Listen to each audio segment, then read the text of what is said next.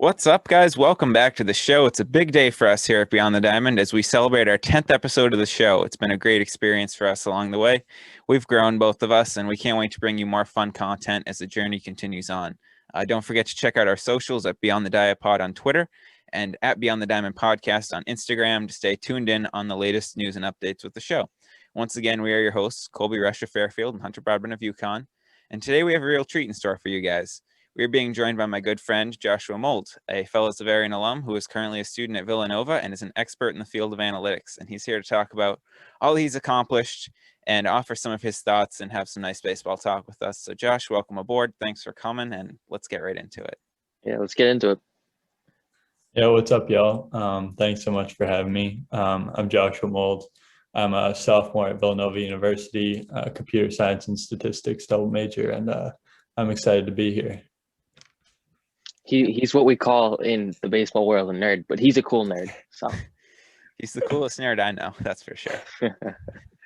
Thank you, appreciate it. So let's start. You're the founder of the Sports Analytics Club there. That's obviously been a hugely successful thing. So you want to talk a little bit about how that got started, what you guys do, and some plans for the future? Yeah, absolutely. So it's been a long journey. So we initially started it up in January of last year. And we only had about 3 in-person meetings before the shutdown, and we didn't do anything online. And then we picked it up in the fall. We had put together a plan. We had a couple advisors as well. So we really got going, and we had meetings every week in the fall. With every couple of meetings, we had our advisors doing a presentation on some kind of analytical tool, usually something in R, some kind of model they built or whatever it was. And then on the off days, we would have debates and all kinds of discussions and some presentations from our members as well, and that kind of thing. We got an exec board put together. We got a website. We got social media. We got all the good stuff. But this semester, I've been really excited about, and we really got it off the ground. We started doing having our advisors come in a little bit less often so we could be a little more personal with the members of the club. And we've had a couple of really big events, including an internship panel. We had actually a couple of weeks ago where we had 9 people from all around the field of sports analytics and sports in general come in to do a little panel. We had a guy from the Phillies, we had someone from the Royals, we had someone who did an internship with StatCast, we had a couple broadcasters, a G League coach actually, but yeah, a lot of cool people there, and we had about 60 people total come out to that event. So it was a really fun time, and we've really been rolling. Had our first in-person event in about a year this past week. And then we'll have another in-person event in a couple of weeks to watch the Elite Eight. So a lot of fun stuff happening, and I'm really excited for what this club can do in the future. We had a couple of competitions. We had teams for competitions. Number one, the Big Data Bowl, which happens every year. It's a competition run by the NFL. And then we also had a team for the Syracuse Football Analytics Blitz, which was the first year that Syracuse has done that kind of competition. And we ended up coming in second in our room, which was a great result for our club, and excited for more opportunities like that for the future. So yeah, it's been a fun ride. It's awesome. And I was fortunate enough to be able to sit in on your presentation for the Syracuse event, and I think you guys got gypped. I think you deserve better than second, but it was a great presentation. They talked about some of the tendencies of a couple of the NFL teams. The Titans was one of them, the Steelers, and I took note for some strategies for future Madden games for those teams. But you guys did an awesome job with that. And also, he was mentioning some of their social media. They have their own podcast, which I'd like to give a shout out to. I think it's called By the Numbers, right? Correct, yeah. So everybody should go give that one a listen. Our fellow podcasters. After they listen to ours. Podcast respect. What was that, Colby? After they listen to ours, of course. Yes. make everybody happy here. No, I mean, what you're doing is awesome. Obviously me and Hunter as managers, we do the other side of the baseball operation. So it's a great combination to have, but I think it was cool how you talked about other sports too, because people only focus on baseball, at least for the most part, of how like, because it's just such an old game that now it's going analytically that people are like freaking out and whatever. Yeah, it's good and bad, whatever. But I think it's cool to like see the NFL side of it, because everyone thinks of that, oh, it's just hard nosed football, people just tackling each other. But analytics play, like Tom Brady having, I think it was the most success on 20+ yard throws. You wouldn't think of that, but like when you dive deep into the numbers, it makes sense based on what type of offense he's in and all that stuff. Yeah, absolutely. Yeah, people think football, like since it's only 16 games a year, there's not really much you can pull from it in terms of data, but there's actually a lot under there that you can kind of pull from it. There's a lot of real actionable insights where if you like dig down, get like player location data, there's limitless things you can do with that.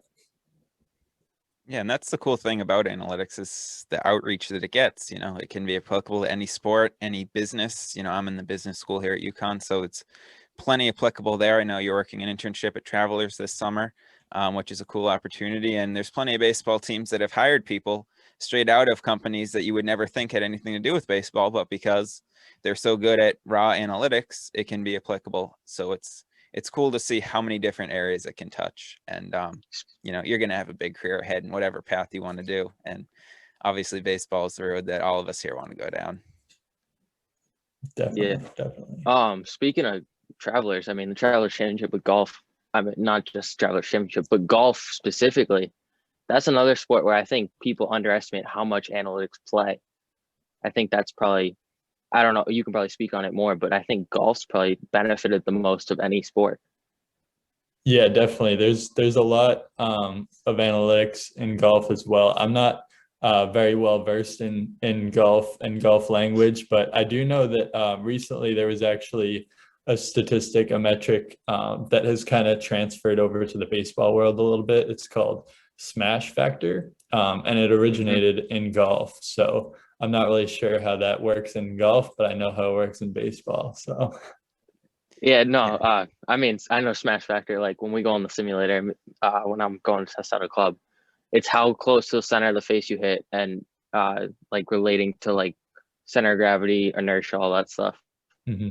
So that makes sense with barreling the ball up. I mean, that's the definition of barrel. Yeah, absolutely. It's like a whole different application though. It's like separate from barrels. It's like basically like a similar thing to what you were describing. It's just like the efficiency with which you hit the ball. So yeah, pretty cool. Yeah.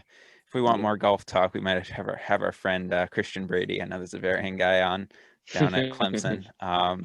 But smash factor is something that, we might see some research out here in the future on. So speaking of that, my man here has been published on Fangraphs a few times, most recently with his hitting prospect projection model. It's another one that it was really cool for me to be able to see how you kind of came along in that process. I believe it was February that it got posted to Fangraphs.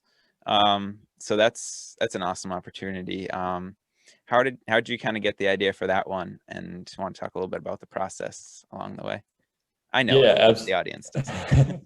Yeah, absolutely. So it's just kind of a project that I kind of wanted to just accomplish, to like know that I could do that kind of thing, and just to show people that I could do that kind of thing, even though it's probably been done many times by other people, probably in better ways as well. But I just tried to go for it, and thought this would be a good project to really get my feet off the ground and really get into model building and that kind of thing, because it's such a complex thing, trying to build a model for minor league prospects, because you have to take into account so many different variables, and you also have to account for like players like skipping levels and missing data and all that kind of stuff. So yeah, it was just a really interesting project, and so I thought I'd get right into it. Yeah. No, Yeah. I mean, that sounds awesome. Yeah. And you know, it was interesting, like thinking of how to not include some levels. Like you had AAA in there for a while, and then you ended up taking that out because of, you know, that's a lot of guys will just jump right from AA, or their AAA numbers might be kind of weird because they weren't there for too long. But yeah, it was an awesome project to read about, and go check out on Fangraphs the article for more on it. He has projections of the top 50 prospects, leaded up by Jared Kelnick of the Mariners. So if you want to see who's going to be good, there's your source, people. Not Wander Franco. So Wander Franco actually didn't have a lot of data in my model because he just hasn't played at the levels that the model really liked a lot. He's too good, as they say.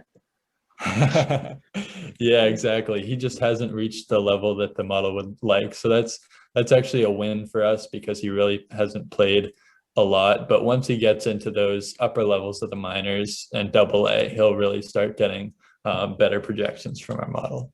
Yeah, and that's really just a casualty of the COVID 2020 season too. You know, if he had a normal season, he would have had more data in there. Absolutely. Yeah. Then another one you had, what is a run worth? That one came out about a year ago. Another fun project. A little on that, if you had anything to add. Yeah, absolutely. So that was just me like trying to do some Moneyball type stuff, just getting into data wrangling a little bit.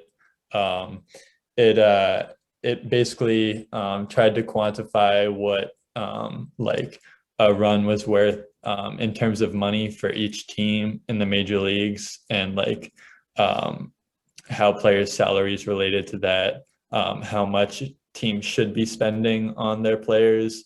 And yeah, it was just a method that I was trying to come up with there, based on the resources that I had available to me, because there's not a ton of like financial data out there for in terms of team budgets and that kind of thing. But yeah, so I was just trying to play around there.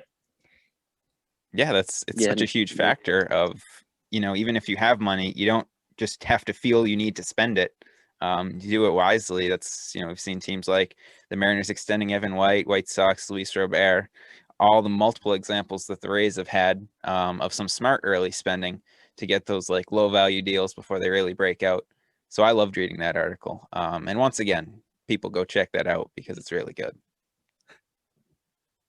Yeah, I was reading an article the other week about like it was like the run, what's the run worth or whatever with the money, and they were like, I forget what sport it was, but they were like, they should put a graphic up in the corner of like, oh, it was golf with Bryson's putt lipping out, and it cost them like $500,000, and they were like, yeah, they should put like in the corner of the screen, because they got the FedEx Cup stuff, just like what this putt could do, like how much he could win, how much he could lose based off the putt. I think something like with baseball, like if this guy hits a home run, what does it do with like incentives and stuff like that? Football, basketball, all the same. Yeah, true. That's very interesting. Yeah, it's nice to see that little golf crossover, because Colby, you know more about golf than we do, it seems like. So I'm glad you can add some insight in that field. And then the other one to mention is the run value craze statistic from 2 years ago, I think. Got like coming out every February here, but probably more soon because you're a beast with how you work through this stuff. Kind of it, you know, was another interesting research project. Lots of graphs in there and instructions on how you calculated statistic. Yeah, definitely. That one was the statistics in that article weren't exactly correct, because I was just starting out in the world of baseball analytics. So I was really just trying to get some feedback on that. Didn't really know what I was doing, but it's a great landmark to see like how far I've come from there. And I was just trying to put stuff out there. So I got some really good feedback, and I just kept working, and now I've gotten this far to where I can build like hitting projection models and all kinds of stuff like that. So yeah, that's the beauty of it. I mean, certainly wasn't bad by any means, but you know, you grew from it.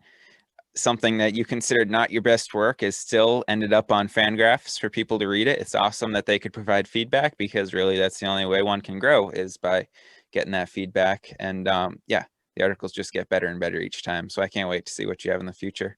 What do you think's like a good place to start for someone like, someone like me that's not the most, I know the analytics, like I can look at something and understand it, but I can't really code it myself. Where do you think are the good starting points? Because there's a lot of people like me out there that love baseball and can't really do this work the best themselves and look to people like you to do it for them. But where's like the best starting point that you think? Yeah, absolutely. So, I mean, if you know the statistics in baseball and you know how that stuff works, I think the best place to go with it is to try to learn R or Python. Those are two of the bigger languages in all kinds of analysis.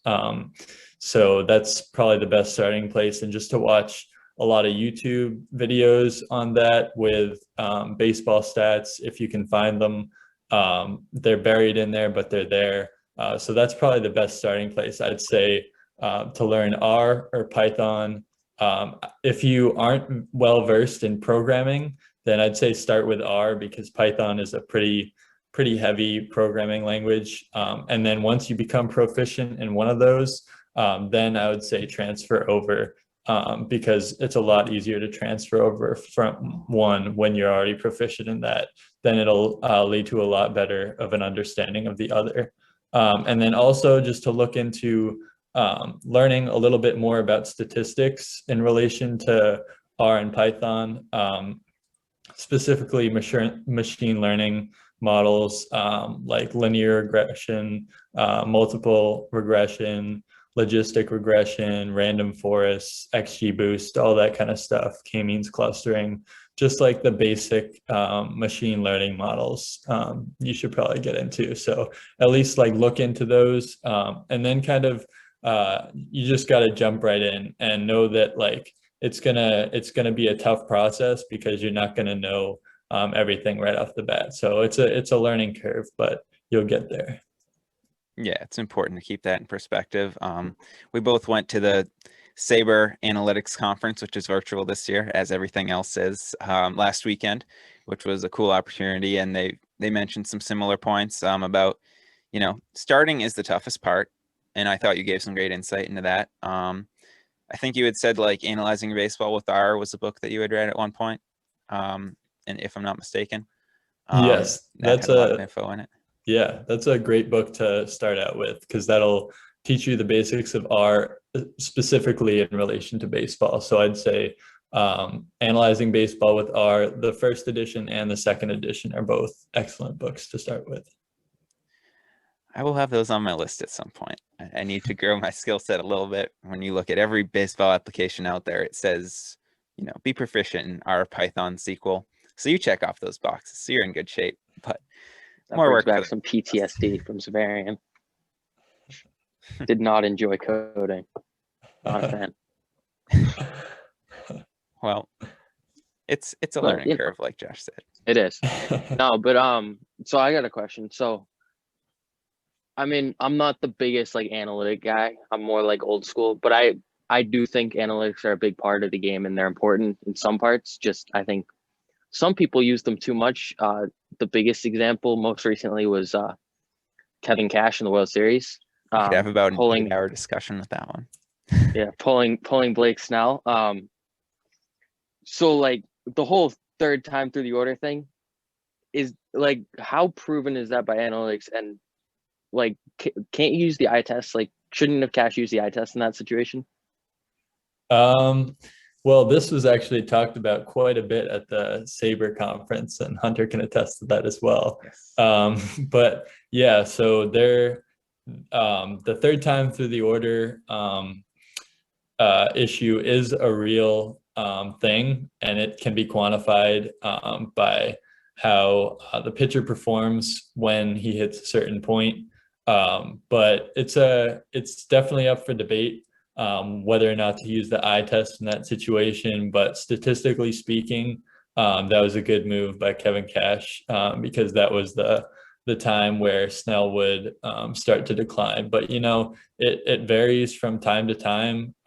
It's just we're relying on statistics in that situation to tell us what would normally happen. All right, so a follow-up to that. He put in Nick Anderson, who sucked during the World Series. What's up with that? Yeah, I don't know about that one. I don't quite remember. I think did they mention that in the Sabre presentation they did, Hunter? Yeah, Brian Kenny went on this pretty impressive rant to kick the conference off on Thursday night about kind of like similar thought process we've had. You can go back and forth on the Snell debate all day, whether or not you thought his stuff was tailing off or whatnot. You know, it's controversial. They had analytics behind it. They made the move. It is what it is. But that the biggest thing that should really be talked about that isn't being talked about is bringing Anderson in. I believe it was 5 straight games he'd given up a run, which, you know, their metrics still projected him to do well against the Dodger hitters, but that's where I feel the eye test should have been used, and you bring in a different arm. You know, even if the Dodgers had seen all the guys, maybe that would have been a better spot for Diego Castillo. Who knows? Once again, we could talk about it all day, but it's, you know, the yin and the yang of the old school and new school fighting, just like everybody loves to talk about these days. So there's a place for both. I think pretty much any sensible person in baseball will tell you that, but you got to determine the right situations, when to use what. And that's something we could talk about all day. I mean, I remember texting you when I saw Anderson coming in, and I was like, all right, so they're giving up. So they gave up. You know, I don't care who you have. You throw anyone else in that situation. There's no shot the analytics said put him in. Well, probably what it was their models were still projecting that Anderson stuff would play well against the hitters, but it just was clear that he was struggling at the time and his stuff wasn't up to that par. That's when you use the eye test, I think. Yeah, probably. But what happened, and it's just it's a great case study for analytics. It's something that we all love to talk about. It's unfortunate that it had to happen that way. But about the MLB, do you know like what? So the Padres, I know, are projected like 94 wins or whatever. But can you use analytics to project how well they'll gel together because they're such a new team? I know there has been research done on team chemistry and that sort of thing. I'm not sure how exactly that will come together, but yeah, it's possible they could see some difficulty in the first part of the season, at least, in terms of that. But in the end, they've gone through spring training together, and I think they should be good to go, barring any other concerns. Okay. I feel like as long as you don't have any massively bad characters on your team, that's usually not too much of a problem. And obviously, when you have guys like the 2013 Red Sox, it elevates you even more. But that has been an interesting thing to study, is the quantification of chemistry, because what can't we quantify in 2021? Absolutely.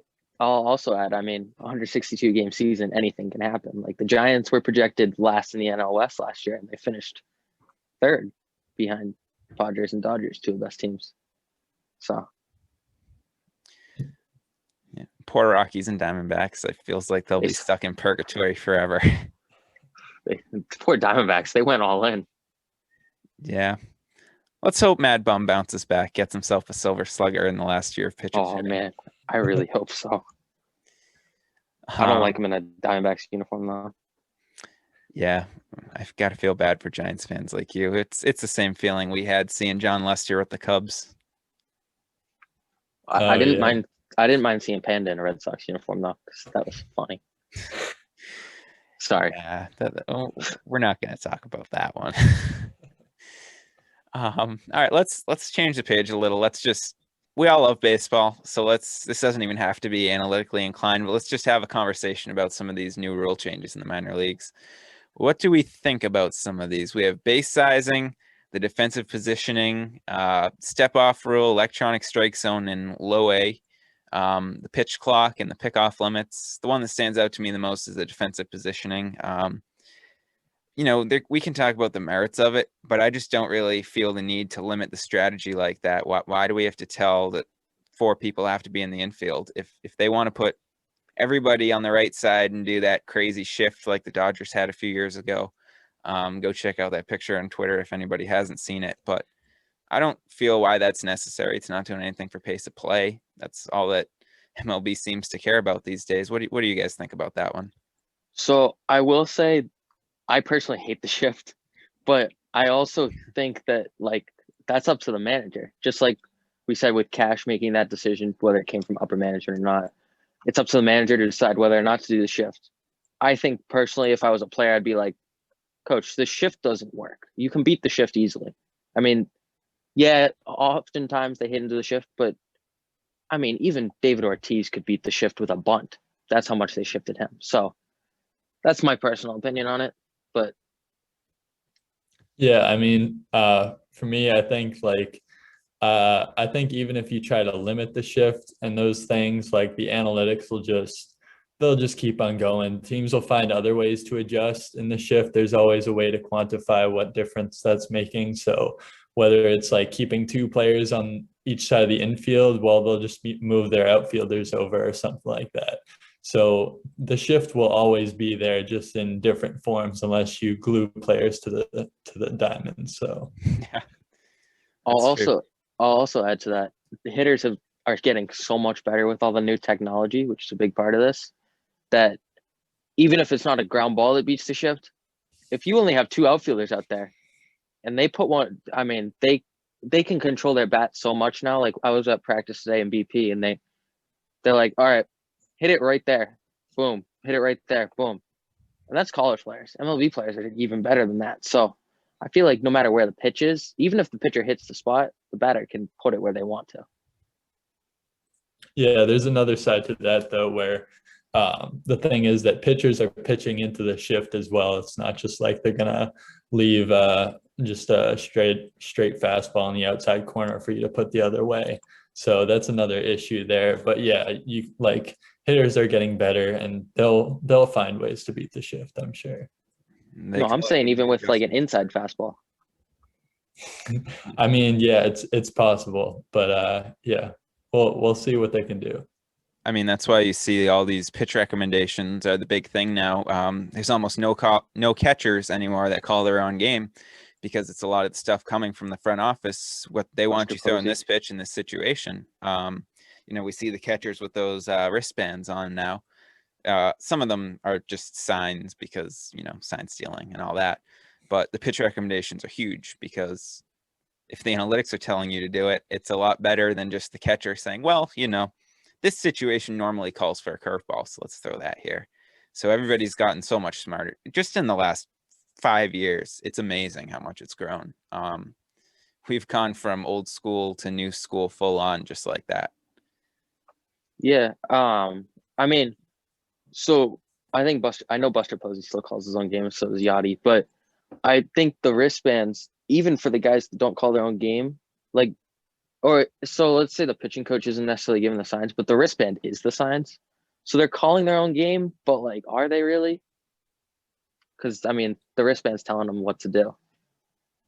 Yeah, I'd be interested to know about like the catchers who are so good at calling their own games, like what their strategy is going into the game. Like, do they actually listen to the recommendations and that kind of thing? Like, what do they like? How does the coach handle that? Do they ask them what the catcher wants in terms of analytics and that kind of thing? Maybe the catcher just relies on the analytics and that's why they're so good, or maybe they're just naturally good at calling games like that and doing their own research and maybe they don't require any help. Yeah, Yeah, I I mean, think also. just about like every team now, the analytics are such a big factor. So that's why you've seen so many of these coaches be hired. Brian Bannister with the Red Sox was one of the pioneers of this, of just being a translator. You got to take the data from the front office, put it in a simplified form the players can understand, because at the end of the day, it's up to them to carry it out. So that's just a factor that has been important because, they're the ones that need to do it. So we need Yeah, to make it simple for them as well. I think also, I mean, some catchers probably go based off feel too. Like they know their pitchers better than anyone, including the pitching coach for the most part. If they're the starting catcher or if like that's their personal catcher, like the Dodgers have, obviously. But so I'd say like if they're calling their own game, maybe they're like they know what the pitcher's throwing well that day. So even if the analytics don't say throw this pitch, but they know their pitcher can put it in a spot where it's unhittable, like Otani sinker. Well, that's unhittable anyway. But yeah, so something like that, then the catcher might just call it even if their wristband says, no, that's probably not the best pitch to call. It's a fine way to get yourself traded by bucking what the department tells you to do. But, you know, if you're a guy like Yadi, you have that pedigree that you can get away with it every now and then, I suppose. I'd say so. Or if you just throw guys out, then who cares? Yeah. Well, let's stay in the little area back there of the catcher, hitter, and umpire. Talk about the electronic strike zone. This is one that I've never been crazy about. I don't even know if I have a great reason for it. I just like the traditional flow of a baseball game. It's a human game. People are imperfect. Umpires make bad calls sometimes. But isn't that the beauty of it? That we can have that debate. Like, wouldn't it almost be not as fun if we didn't complain about Angel Hernandez every night? I was just about to say, I think Angel Hernandez unites baseball. Like, yeah, Yankees, Red Sox fans, Giants, Dodgers fans, we hate each other. Angel Hernandez makes us like each other. Or during the game, at least. Because he sucks. But Yeah, it's a good suck. Yeah, that's a very interesting way to put it. Yeah, I definitely like the idea of keeping the compassionate human umpires back there, even though they're not always compassionate to either the hitter or the pitcher in certain circumstances. But yeah, it's just a human part of the game that's always been there. So I'd be happy to see it continue.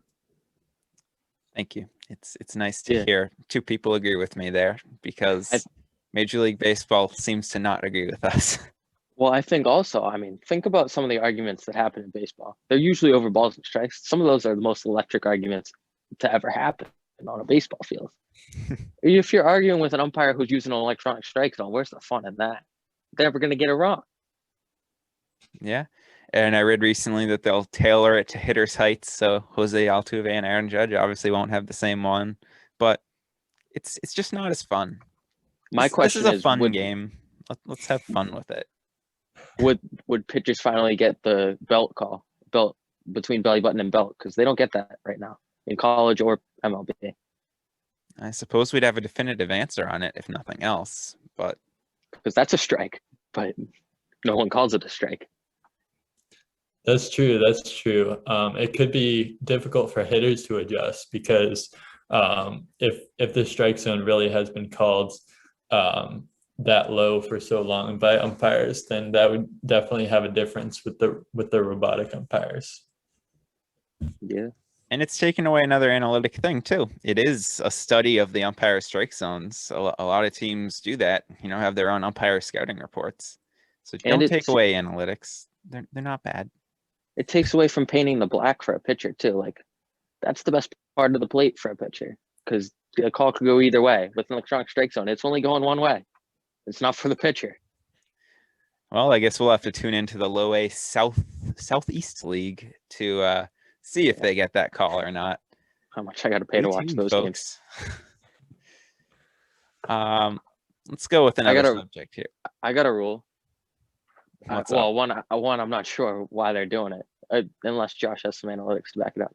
The base. Is there really that many injuries at like first and second second base isn't really because of that, but first and third base to where they need to make the base bigger? It's possible.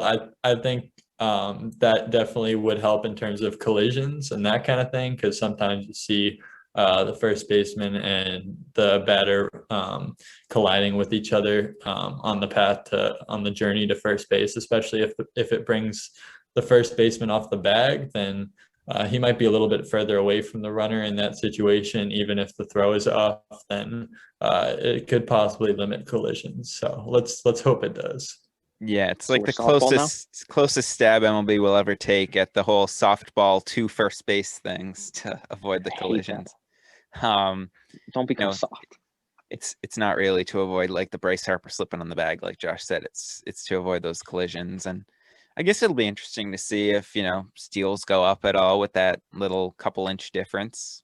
It's only going from 15-inch to 18-inch, so it may not seem like a huge deal, but those inches are big. It's a game of inches. Wouldn't that make the distance between bases less than 90 feet?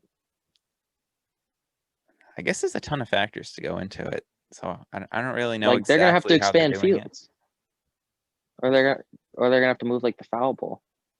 Well, isn't the baseline from the center of the base, like to the baseline? There's like the center of second base to the baseline.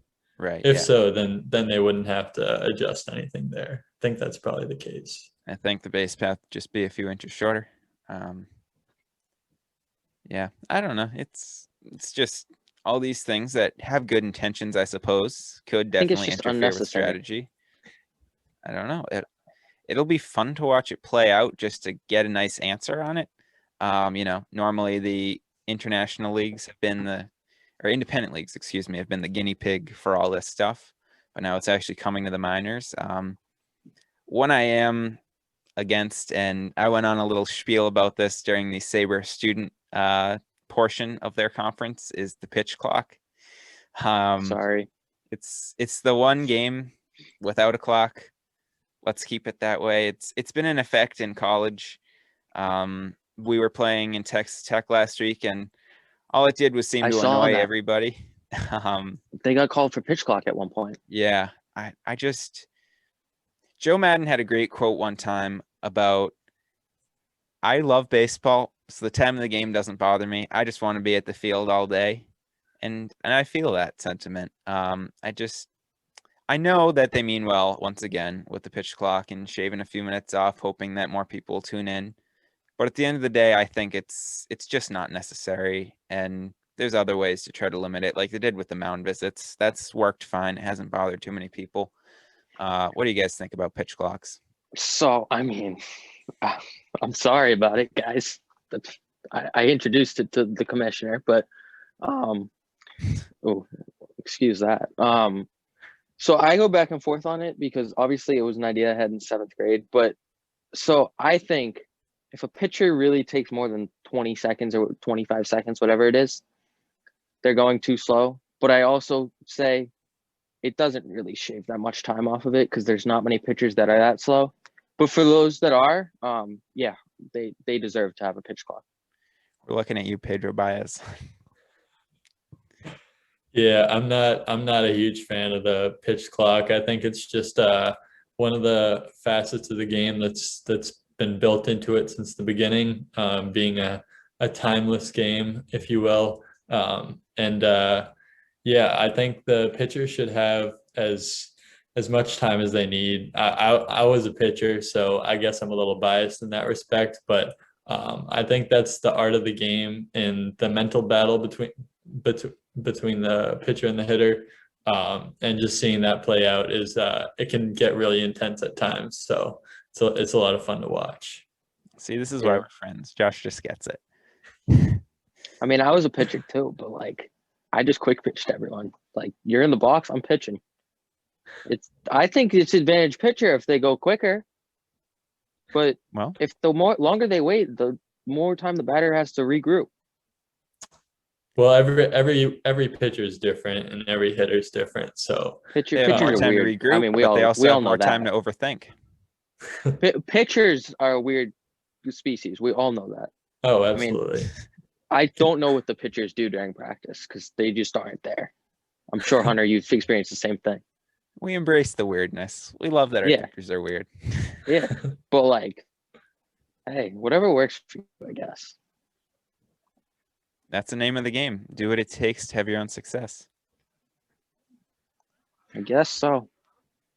Whatever. Right. So that's our little chat about the rule changes. Let's move into one more segment here. Josh is an expert at Notre Dame. All things, any sport. He could probably tell you a ton about their rugby team if you wanted to know about it. So the number 17 Notre Dame Irish just had an amazing weekend with a 3-game sweep of Virginia. We've spent a lot of this season on this podcast talking about the big three of Andrew Abbott, Griff McGarry, and Mike Vassell for Virginia. And they did real good against them.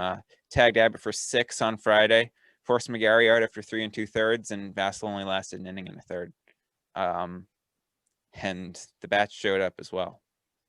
Josh, I know you were watching a ton of those games. Anything that stood out to you?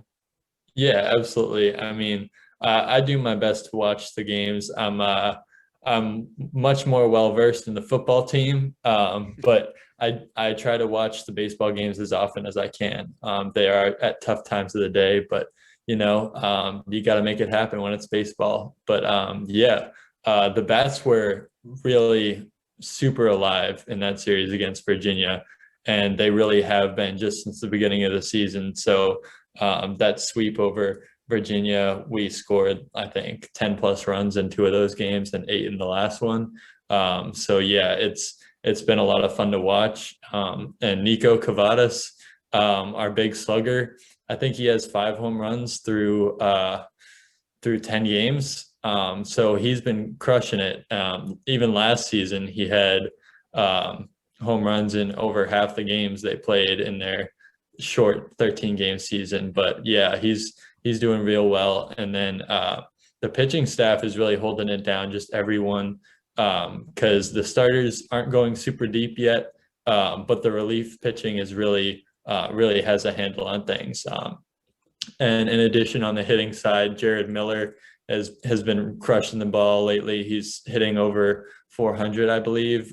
And the top of their lineup in Spencer Myers, he's struggling a little bit, but I'm sure he'll be able to pick it up in the rest of the season. So yeah. It's deep too. You were telling me about their depth. Brooks Ketsy, I hope I pronounced his name right there. Even him, like down at the bottom, he went yard on Friday.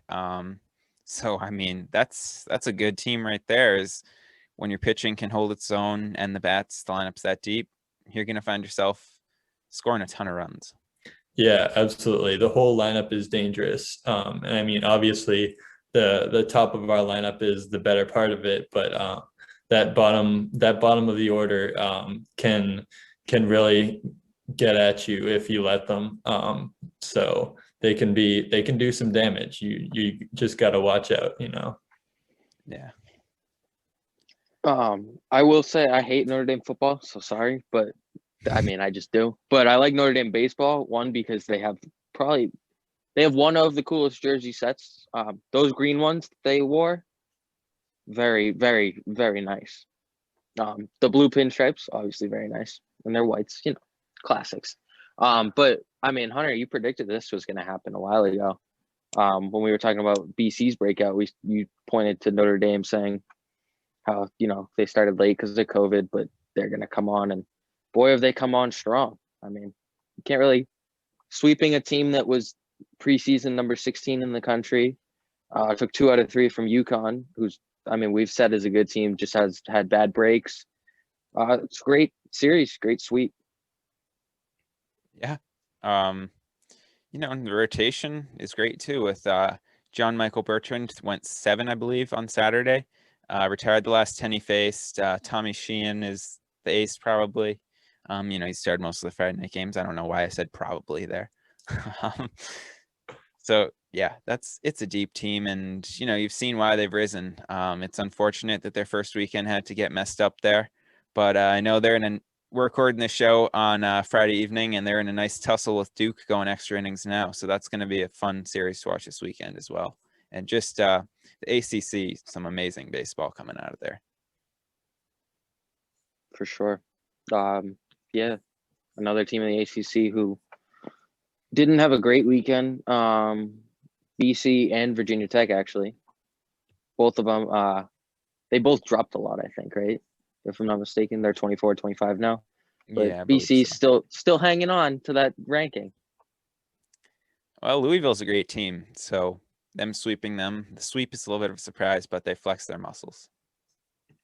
Another great uniform, those red Louisville jerseys. Very good.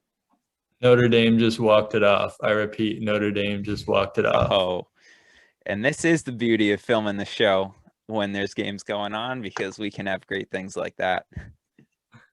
Absolutely. Ryan Cole with a homer to left field, 2-run homer to win it in the 13th inning. So yeah, it was a long one.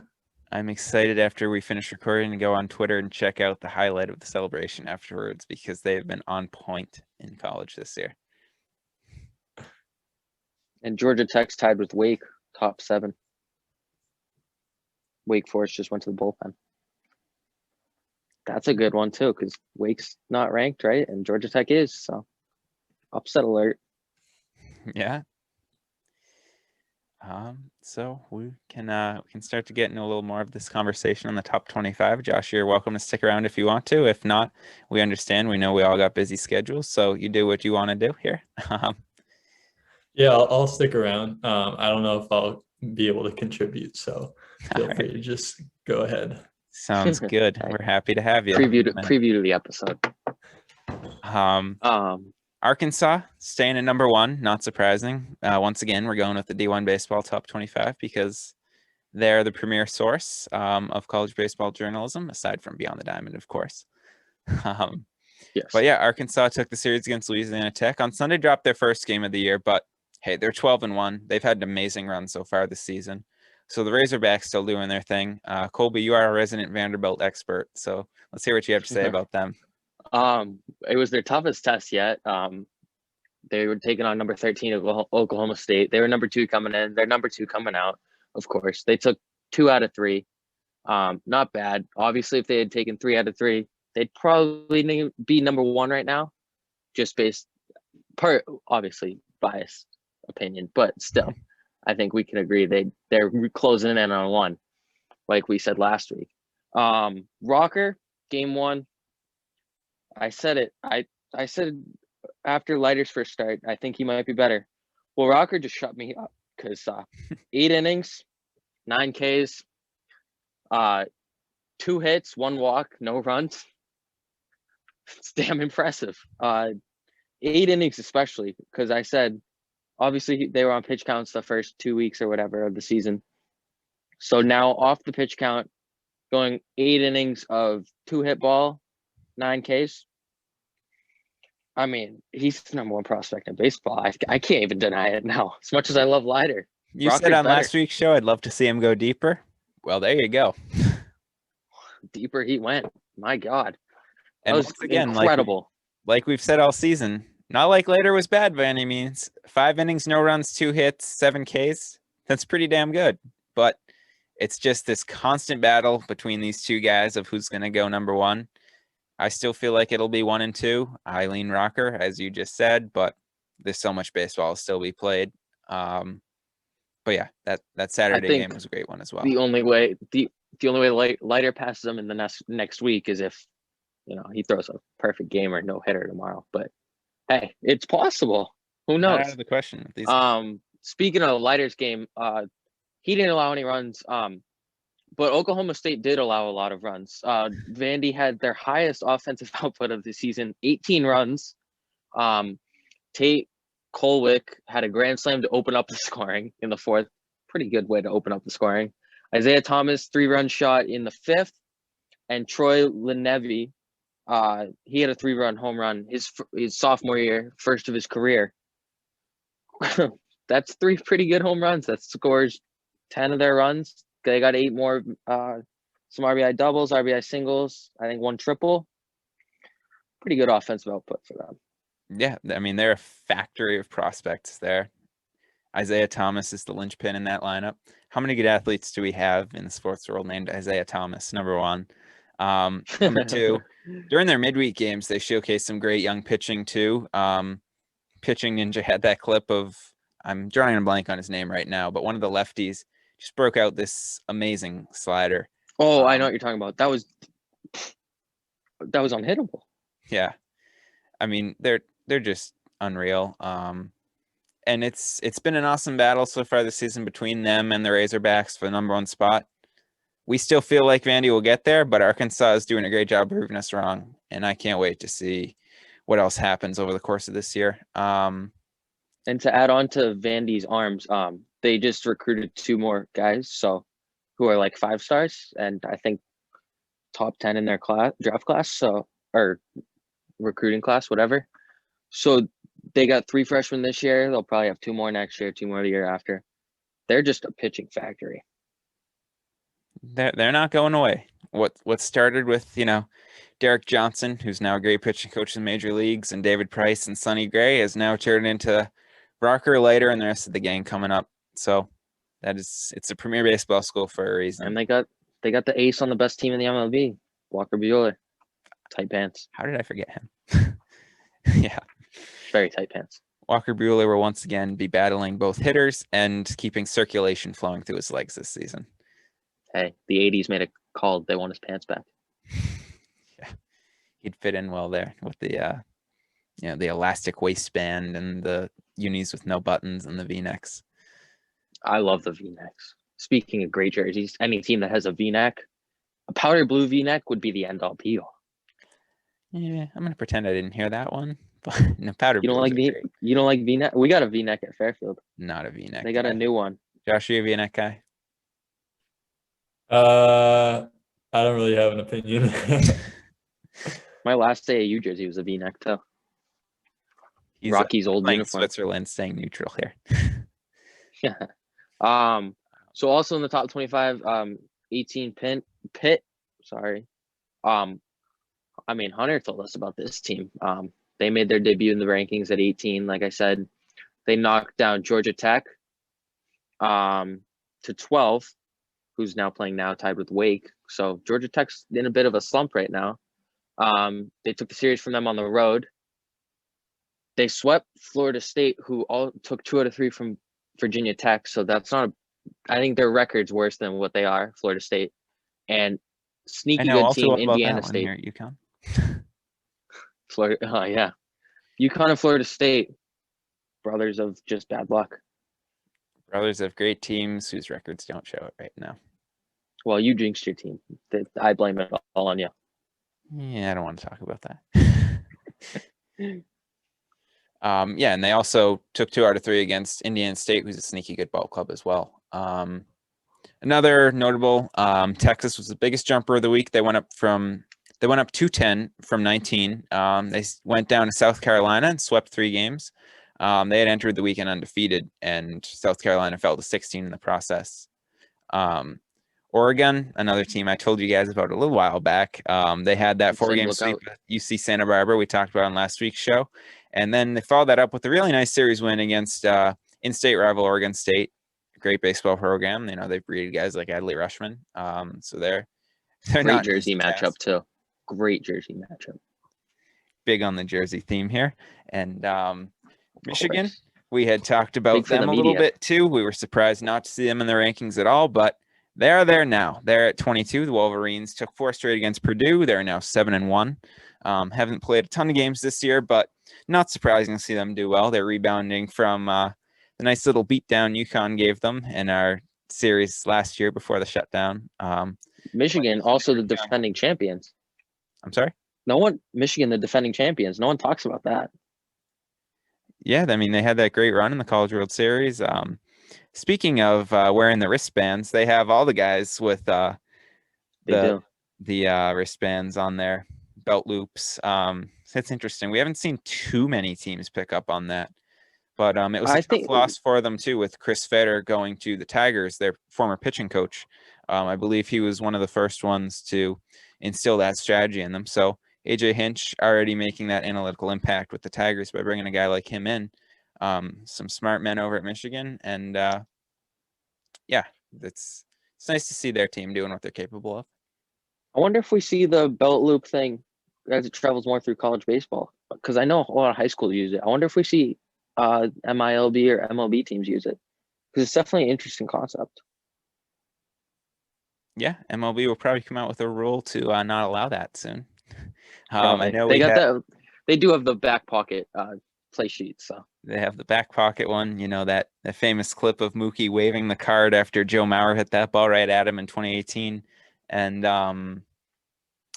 with MLB trying to enforce it, there was one of the guys that had looked inside his hat to see the matchup, and Joe S came out and yelled at him about it. So we already are seeing MLB trying to limit that a little bit, but yeah, the MLB sucks. Well, did you see what they did to Trevor Bauer? Oh yeah, that was brutal. Like, I mean, obviously he's a polarizing guy, so you're one way or the other on him. But yeah, but I mean, all he had was a little logo on his belt loop, and it was like the end of the world. Yeah, Commissioner Manfred and Trevor Bauer will never be best friends. They're each trying to move the game forward in their own ways. Let's just say that. We need to market baseball players Yeah, there's no reason not to. efficiently. Bauer's an interesting cat, but one thing you can't say about him is that he doesn't have fun with the game. And that's, at the end of the day, that's what it's all about. Huh, I would know that.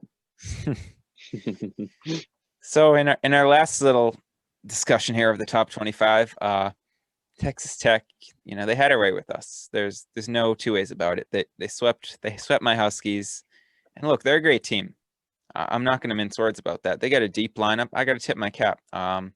With those 3 straight home runs on Monday afternoon, Nate Roundback, Cal Conley, Braxton Fulford, that was impressive. I can't say anything other than that. Conley had an unbelievable weekend. He went 9 for 15. He was a big thorn on our side. He's hitting 394 this year. Word on the street was that Brandon Birdsell was in the upper 90s. He started for them on Friday. Only gave up a run in 6 innings against a really good offense that we have. They're a well-balanced team, stingy lineup, meshes well with some eye-opening pitchers, and there's a reason they're number 7. So it wasn't, on the stat sheet a great weekend for us, but I'm going to talk about some positives we had, but it was a tough situation. But so rather than I usually will go through the nitty gritty of every game. Let's just talk about some of those positives that I mentioned. Number one, we were in every game. We could have just as easily swept if a few plays went our way. Even in the Saturday game, we lost 10-3. It was tight right to the end. We brought the tying run to 3rd in the 5th, 6th, and 7th, and their offense had a little outburst in the 8th inning. In that Saturday game, Pat Gallagher, Leominster, Massachusetts native. Nobody can pronounce that right on the broadcasts. They all say Leo Minster. But yeah, for those of you college baseball announcers who might be listening to this show, please say that right. He limited the damage, though. 3 scoreless innings. There were some nice pitching performances by guys. Ben Kasparis did his thing on Friday. Even on a night where he wasn't like his complete dominant self, he still batted through 5, only gave up 3, struck out 8. And had a really gutsy 5th inning after his pitch count was very high after 4. He's a special pitcher, and he originally coming from UNC, where we have guys like Austin Love now, and he's fit right in here at UConn. Another pitching performance that stood out, Brennan O'Donnell, the freshman. He's another Massachusetts guy on our team, only one of a few, but got some huge outs for us on Sunday. Might not have, looked anything too special in the box score, but it was a big turning point for us. And then on Monday, our pitching was in a tough spot after we had to use some guys like Gallagher and Jimmy Wong out of relief. Kenny House, one of our most reliable relievers, he was just Herculean in that game.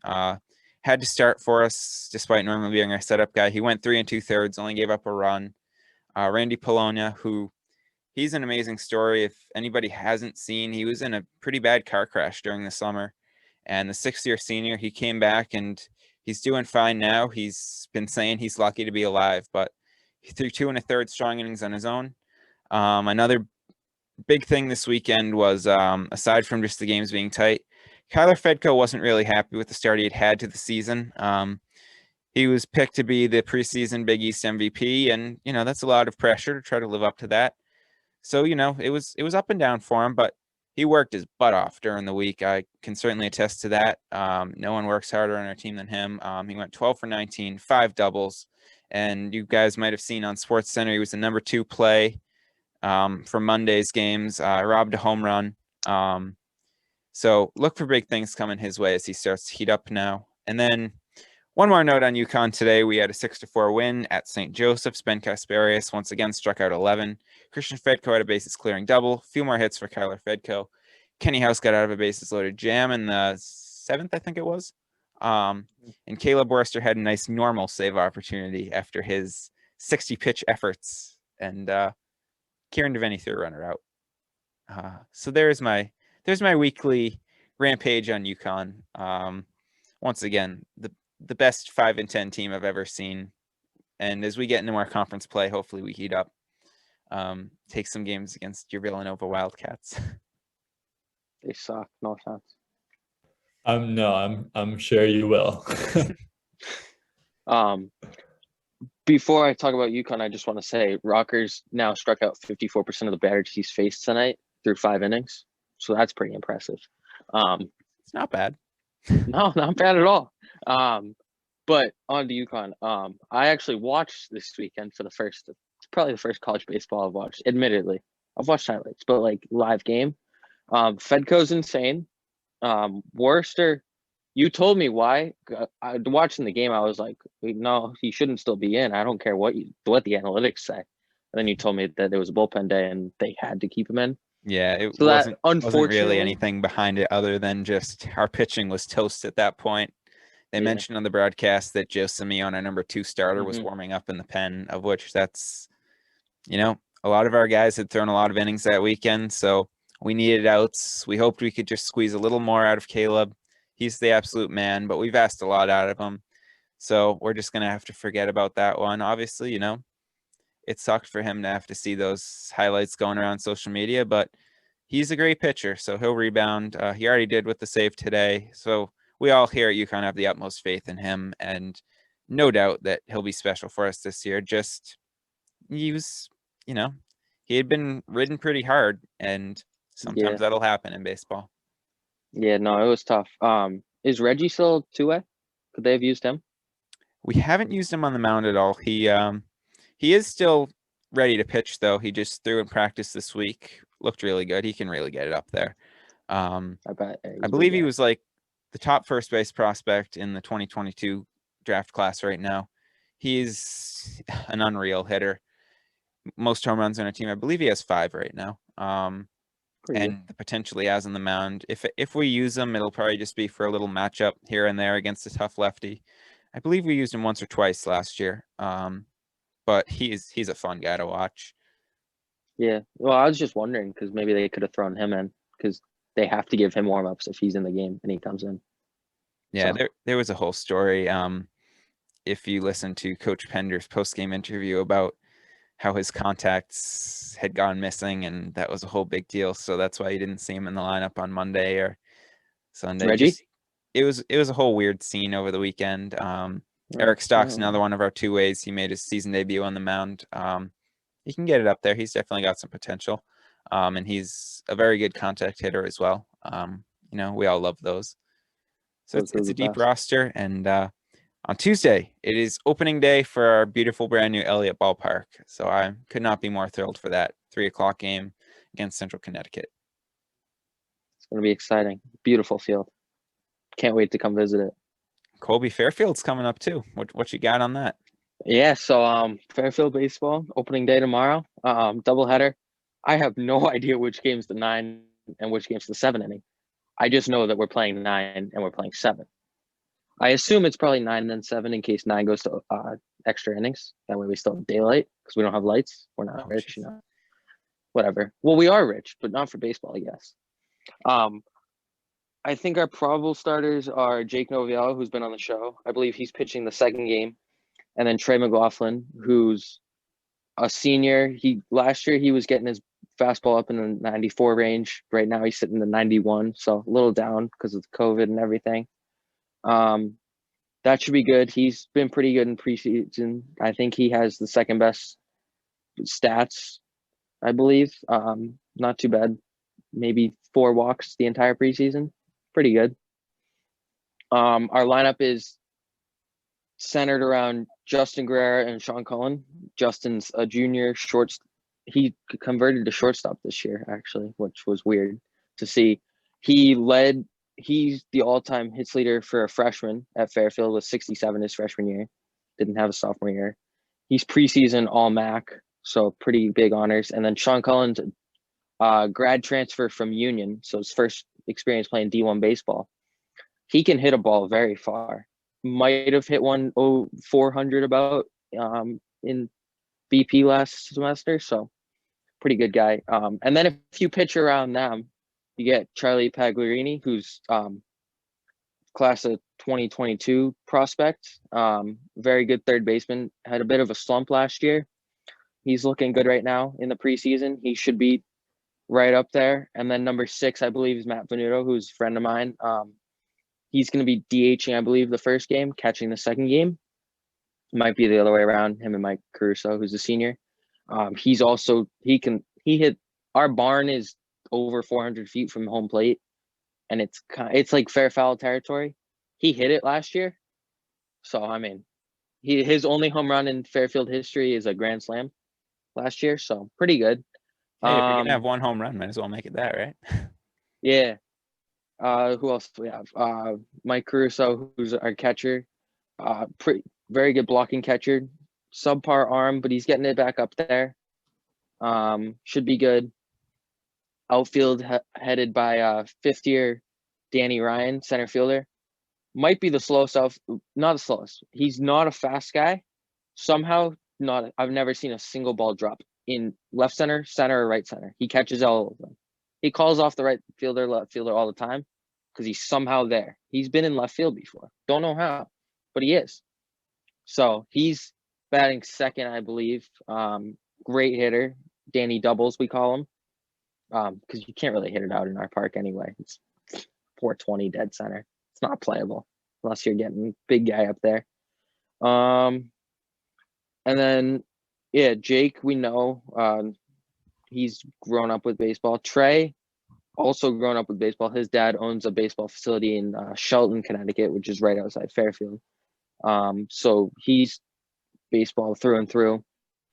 He reminds me of like a lot of the 80s pitchers. He's got like the tattoo on his left arm, down his arm, and then he's got the mustache and he wears the tight Walker Bueller pants.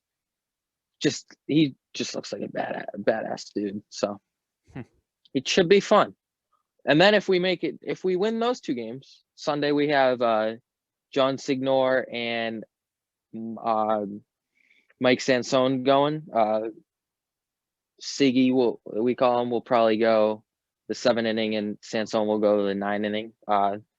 Those are our 4 starters. Out of the pen, we got Nick Graybeck, who's roommates with Chris Pallona. He's our closer. Hopefully we get to use him. I know he wants me to take some pictures, so hopefully we get to have that happen. Josh Arnold, 5th year. He's one of our setup guys. Eli Oliphant, our other setup guy. Those are our 3 top relievers. We also have freshman Colin McVeigh, one of my buddies. Personally, I think he's the best non setup guy or closer we have. So I could see him coming out. If Trey only makes it 6 innings, he could come out in the 7th. I very well think. So we'll see. But those are our top arms. All right, that's an awesome preview. I mean, you know the team better than anyone, so it's good to hear. Should be a nice year for you guys. Plenty of talent.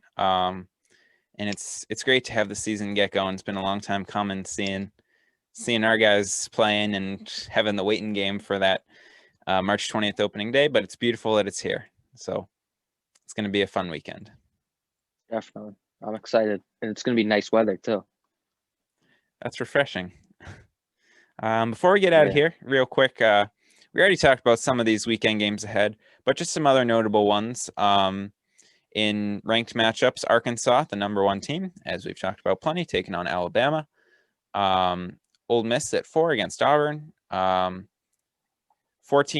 Oklahoma State, Texas Tech. I know plenty about Texas Tech after last weekend, so that'll be one to keep an eye on.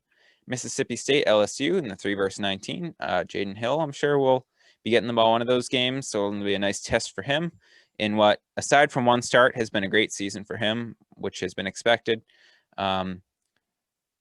Our Vandy boys against South Carolina, the 16th ranked team right now. Texas A&M Florida will be a great matchup as well. Any others that I might have missed? You mentioned Tech, Georgia Tech. Oh, yeah. Also Florida State, Miami, like we had talked about earlier. Georgia Tech, Wake Forest is up 4-2 at the bottom of the 7th for them. So that's tough. Duke, Notre Dame. We just heard Notre Dame walked it off on Duke. Duke's no slouch either. They were ranked at one point. Who else? You see Santa Barbara looking to bounce back. Cal State. Yeah, they need to bounce back bad. Real bad. Oregon State needs to bounce back too. UCLA taking on Arizona, who just got bounced from the rankings. They were at 25, I believe, last week. So 2 teams that are looking to play a little better baseball. Texas Tech, Oklahoma State is probably hot team versus a team just got their butts whooped against the Vanderbilt. So Yeah. And Texas Tech has that 13-game win streak they got to keep alive. Yeah, I mean, like I said, they're a damn good team, so I would not be surprised to see that. But, a tough opponent in Oklahoma State who's looking to prove something after that tough weekend. So, yeah, it's once again, we have no shortage of amazing baseball, and it's just such an awesome time of the year. We'll talk more about next week's show, but MLB opening day, it's coming up. We are almost there, down to like less than 10 spring training games for each team. So we had our first fantasy draft yesterday. Exciting times. Those are fun to get into. Plenty more of that action coming over the next little bit. Josh and I are always great opponents, and now Colby and I will be as well. Josh got the best of me last year, but there's revenge coming. I don't know about that one. He uses the analytics to win. See, that's where it comes into play. That's where he's got the advantage on me. So I need to step up my game a little bit. We use our baseball knowledge, which only goes so far. Yeah. Yeah, last year was not the best. It was a lot of rookies being picked up for me as some of my guys went down in the crazy year 2020 was. Yaz was my MVP. I think I traded with you, Josh, right? For Yaz? Yeah, you did. Yep. Verdugo for Yaz. I mean, that worked out for both of us. Yeah, I mean, like me more than you. Yeah, my team really made it through some tough times, especially with the Soroka injury at the beginning. A couple other injuries throughout the season, and then I traded away Yaz, but I was going to end up with him no matter what. still ended up beating Hunter. Although Hunter, like, if he were any other person playing fantasy baseball, he wouldn't have even made it that far. But because he is such an avid baseball fan, he really made it work with all those rookies. Playing the free agent market better than anyone, but that can only take you so far. See, I would have been there too if I didn't forget about the league for a month. Yeah, that was tough. I decided to go with my man JD Martinez very early on in the draft, and as we know, the lack of in-game video wasn't the best for him. Tough bid for him. He'll bounce back this year, but maybe not the best draft strategy by me when Jacob deGrom was on the board. But I think I might just draft all Giants. I think that might be my draft plan. Just go full Giants. See how it works. I see you. You go full Giants, and I'll raise you full Dodgers. Yeah, no, I'm not taking that bet. It'll be a lot of fun, and I can't wait to get going more on it. So everybody else out there, I'm sure with all these drafts coming up, something else to do aside from March Madness. ML spring training highlight. Did you see the Pirates guy got hit in the nuts on strikeout? That was hilarious. That was tough. The Yankees are making Darren O'Day the Baltimore version of Darren O'Day again, who was quite scary. So, that slider was just turbo and an unfortunate result. I mean, he just can't swing. I believe. You gotta know. I believe it actually hit him in the left thigh. If you look at the video closely. Well, don't ruin it. Come on. You're killing me. That's good. The man can still have children. Yeah, because he doesn't wear a cup. He's not a catcher. Yeah, that was tough. But that's the one thing I've learned managing a college team. It's not Little League anymore where everyone wears a cup. It's only the catchers. An interesting factor. Because, I mean, I didn't wear one as a pitcher, but I wore one when I played, like, first base. Always wear your cups, kids. Just play it safe. So you can have kids. Exactly. Birds and the bees with Beyond the Diamond. Yeah, that's something I did not expect us to ever get into, but there we go. Get a little bit of everything on this show, folks. We're very abstract. Hey, we cover baseball and everything else. That's why it's Beyond the Diamond. Yeah. Well, speaking of Beyond the Diamond. Yeah, speaking of Beyond the Diamond, that's going to be it for this week's show, but we hope you guys enjoyed it. It was awesome having you here, Josh, offering your insight. Go check out those articles he's put on Fangraphs. They're super interesting. And listen to the Nova Sports Analytics Club podcast. And if you're a student at Nova listening to this, go to those meetings because I'm sure they're amazing. So, Josh, thanks again for joining us. It was a fun show. Yeah, thank you so much for having me. It was a super fun time. I like analytics more now. I'll tell you that. I guess we have to have him on every week now. Still a little not full, but getting there. Hey, it's a balance. We got to appreciate it and appreciate the old school too, and find a happy marriage between the two of them. So it was a great show. We'll have more college ball in store for you next week. More talking about those opening day matchups with those great pitching marquees. And once again, if you guys have any questions or any feedback or whatever, tweet us at Beyond the Diet Pod or DM us on Instagram at Beyond the Diamond Podcast. We will see you next week. And once again, thank you so much for listening. Thank you.